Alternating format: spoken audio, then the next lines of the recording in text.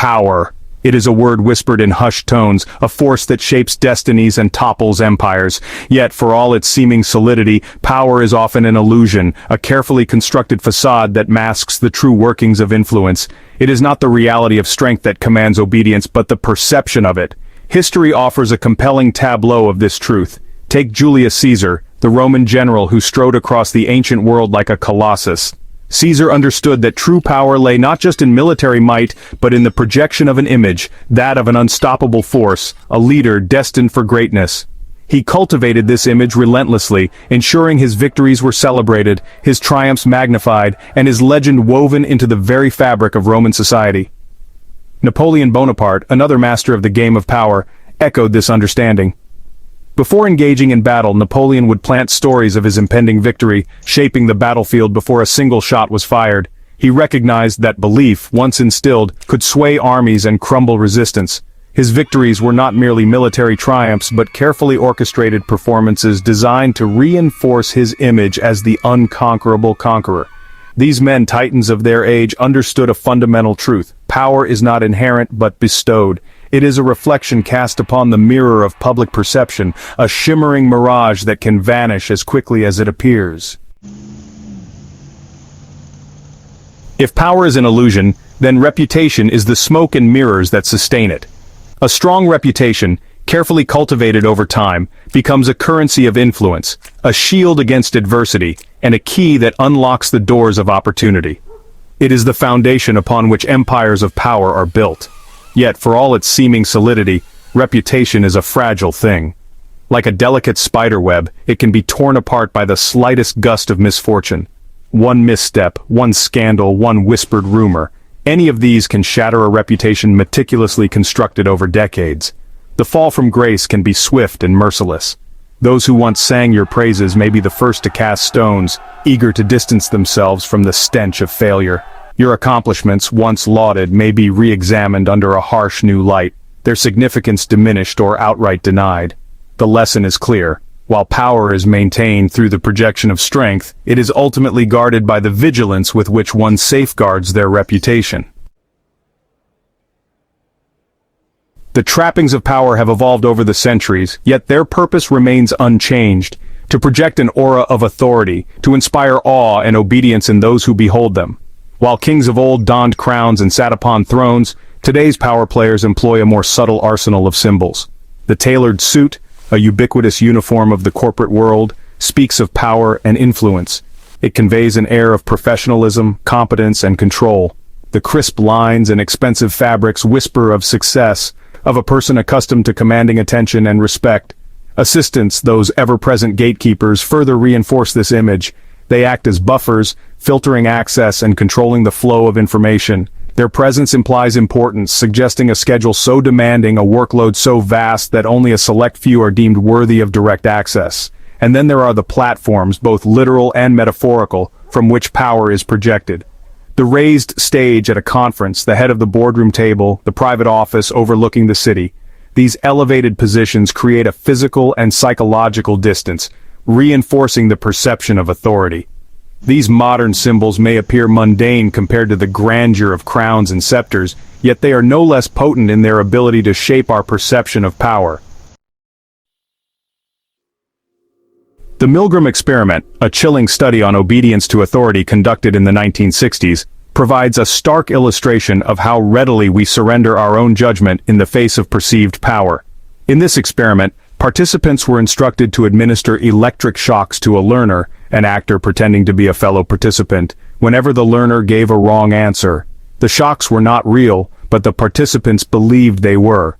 As the voltage increased, the learner would cry out in pain, eventually falling silent. Despite this, the majority of participants continued to administer shocks, even when they believed they were inflicting serious harm. Why would ordinary people engage in such seemingly cruel behavior? The answer, Milgram concluded, lay in the power of the situation. The presence of an authority figure, in this case, a man in a lab coat, was enough to override the participants' own moral compass. The Milgram experiment serves as a stark reminder that power is often less about brute force and more about the subtle cues and signals that trigger our innate tendency to obey. We are conditioned to defer to those we perceive as being in positions of authority, even when their commands conflict with our own values. The intertwined nature of power and reputation is perhaps best illustrated by examining the trajectories of those who have risen to dizzying heights, only to fall from grace with a resounding thud. Steve Jobs and Lance Armstrong, both icons in their respective fields, embody this duality. Jobs, the visionary co-founder of Apple, inspired a team of brilliant minds and created a reality distortion field. Armstrong, the cycling champion, embodied resilience and human will. Yet both were undone by the fragility of their reputations. These stories highlight the double-edged nature of reputation. While it can amplify success, it can also magnify failures. Section 6. Confidence, the Cloak of Authority. In the intricate dance of social dynamics, confidence emerges as a potent weapon, often outweighing actual knowledge or expertise. It is the cloak of authority, the invisible armor that shields us from doubt and commands respect. Those who exude confidence, whether genuine or feigned, effortlessly draw others into their orbit. Their opinions carry weight, their pronouncements are met with nods of agreement, and their presence fills a room. They possess an almost gravitational pull, attracting followers and admirers who are drawn to their aura of certainty. Consider a business meeting. Two individuals present competing ideas.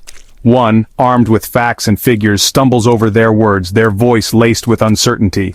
The other, though their proposal may be less detailed, speaks with conviction, their voice unwavering, their gaze steady. Who do you think is more likely to sway the room? Confidence, even when it belies a lack of substance, has a disarming effect. It disarms our skepticism and makes us more receptive to persuasion. It is the art of appearing to know even when you don't, and in many social situations, it is a more valuable currency than knowledge itself. Section 7. Scarcity and Desire, the Allure of the Unattainable. Scarcity, a fundamental principle of economics, exerts a powerful influence on our perceptions of value and desirability.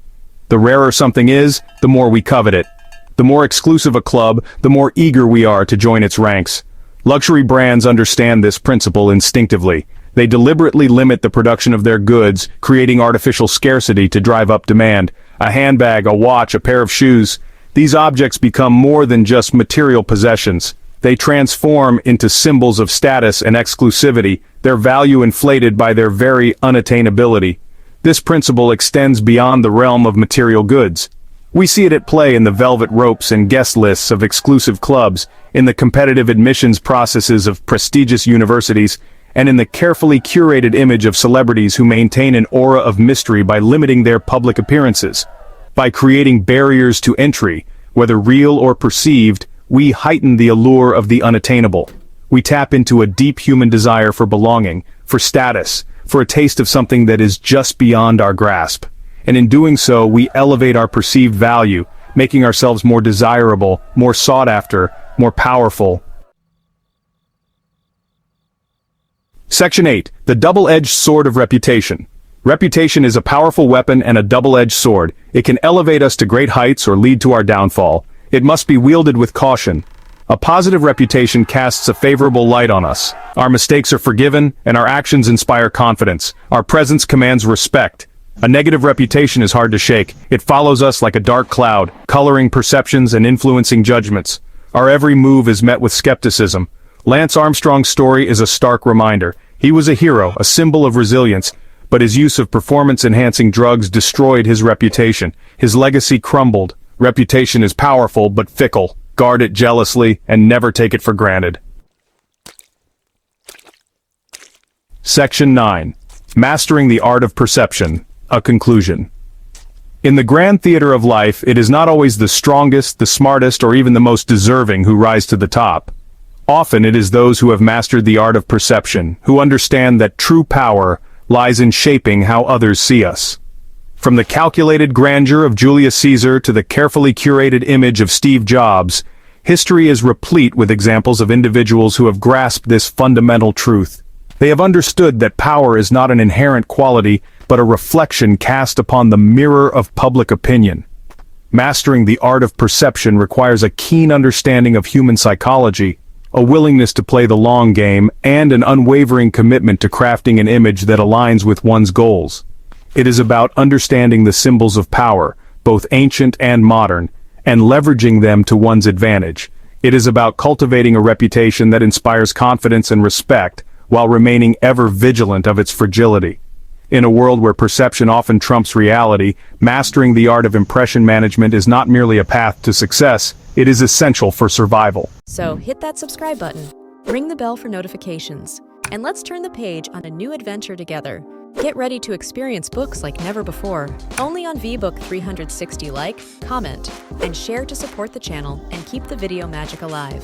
Thank you for stopping by. And remember, every video has a story, and every story deserves to be shared. See you in the next video.